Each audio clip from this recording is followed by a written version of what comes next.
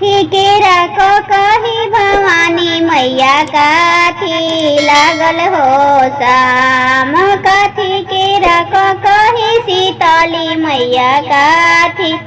लागल हो साल काथी के मचियावे सातो बहिनी झारे लामी हो के ऐसा काथी के मचियावे शीतली मैया झारे लामी सोने के रखो कही शीतली मैया रूपे लागल हो साल सोने के रखो कही सातो बहिनी रूपे लागल हो साल रेशा में मचियावे सातो बहिनी झारे लामी हो के ऐसा रेशा में मचियावे शीतली मैया झार से टूटी गईले कही भवानी मैया टूटी गईले हो शाम टूटी गईले कही भवानी मैया टूटी गईले हो साला मचिया बैठल सातो बहिनी रोए रसुआदा हरा मचिया बैठल सातो बहिनी रो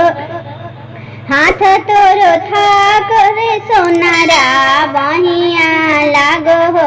घून जांग तोरो थाक रे सोनारा बहिया लागो हो घून काना हाथे गढ़ले रे सोनारा कही के होता लकाना हाथे गढ़ले रे सोनारा कही के रोइली सोनारा के माई लौटा धुनी हो के सरोइली सोनारा के माई लौटा धुनी हो के साया की गुनाई सातो बहिनी करी माफई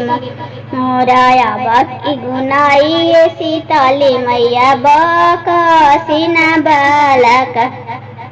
रोइली सोनारा के जइया लौटा धुनी हो के रोइली सोनारा के जइया लौटा धुनी हो के साया की गुनाई सातो बहिनी बकसीना हामा फेनु से गढ़ई बो शीतली मैया कही के होसा आला फेनु से गढ़ई बो सातो बहिनी कही के होसा।